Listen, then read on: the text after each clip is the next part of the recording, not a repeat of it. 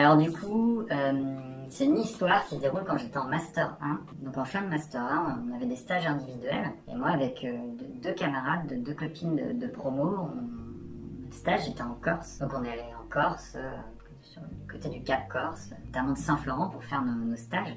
Donc c'est un coin plutôt chouette, on n'y avait jamais été, c'est très joli, et puis niveau géologie, il y a pas mal de choses à voir. Et moi, mon objectif, c'était de regarder un bassin sédimentaire qui s'appelle le bassin de Saint-Florent. Un bassin qui a une quinzaine de millions d'années. En fait, on le voit très bien dans le paysage, en plus, c'est assez joli, c'est d'anciens dépôts de marais. On voit mortes eaux, vives eaux, c'est quelque chose qu'on peut voir dans le sédiment, mais qui n'est pas très courant. Et en fait, sauf que ce bassin, il se retrouve aujourd'hui en altitude, il est plus dans la mer, et on ne sait pas trop à quel moment, les modalités de comment il s'est retrouvé là et comment il a été déformé. Et un des moyens de regarder ça, c'est de regarder les failles qui peuvent décaler et faire cette déformation.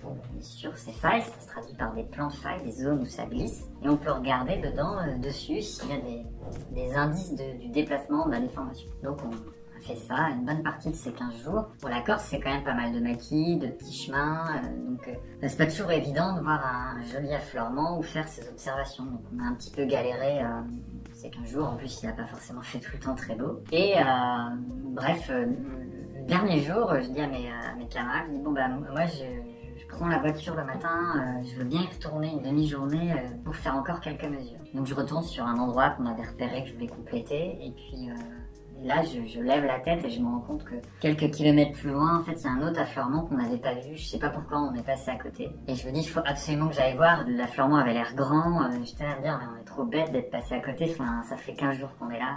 Et donc, je trace tout droit. Je me dis, je suis le chemin. Enfin, je vais y arriver. Et là, j'arrive à un champ. Dans ce champ, il y a un taureau qui a pas l'air commode. Le champ a pas l'air très grand. Puis il est juste devant la barrière. Et là, j'ai le fameux dilemme, parce que je suis quelqu'un de très peureux, en fait, à la base. Et je regarde ma carte et je me dis, bon, je peux y aller, mais faire un détour, mais ça va me prendre 3 heures, en fait, le temps de descendre, remonter de l'autre côté. Donc c'était soit je passe devant le taureau, soit je fais ce détour. Et en fait, j'ai fait le détour pour aller voir mon affleurement. Donc j'ai couru, je me suis dépêchée pour avoir le maximum de temps possible. Puisqu'en plus, après, il fallait qu'on reprenne le bateau. Et donc, je suis arrivée sur cet affleurement qui était effectivement très joli. Donc, j'ai fait le plus de mesures possible, le plus vite possible, en me disant, c'est trop bête d'être passé à côté, un peu frustrée, quoi. Donc, je rentre en courant. En plus, donc, je retourne à la voiture. Mes camarades, elles m'attendaient, en fait. On capte pas très bien dans ce coin-là de Corse, enfin, en tout cas à l'époque.